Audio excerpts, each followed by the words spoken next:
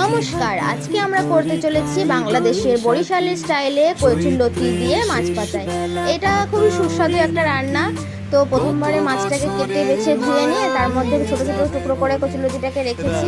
তার মধ্যে দিয়েছি সর্ষে বাটা, আদা বাটা, জিরে বাটা, হলুদ গুঁড়ো, লঙ্কা গুঁড়ো আর সর্ষের তেল দিয়ে ভালো করে সব জিনিসগুলোর গায়ে মশলা মাখিয়ে নিয়ে একটা কলা পাতাতে তেল ব্রাশ করে নিয়ে তার মধ্যে এই মাছগুলোকে সুন্দরভাবে নিজের ইচ্ছে মতো করে সুন্দর করে সাজিয়ে নেওয়ার পর এটাকে বেশ ভালো দেখতে কত সুন্দর মনে হচ্ছে কি অটোমেটিক রান্না হয়ে যাওয়া, কিন্তু এটা তো রান্না হয়নি। এটাতে আমরা মশলাটা ম্যারিনেশন করার জন্য এরকম লাগছে। তো কড়াইতে কোনো কিচ্ছু না, শুধু শুকনো কড়াইটার ওপর ওই পাতাটা শুদ্ধ দিয়ে বসিয়ে নিয়ে একটু ধোয়া হচ্ছে, কিন্তু কিছু করার নেই, আমাদের ছোটো উনুন, ওটাতে আগুন জ্বালাতে একটু অসুবিধা হচ্ছে।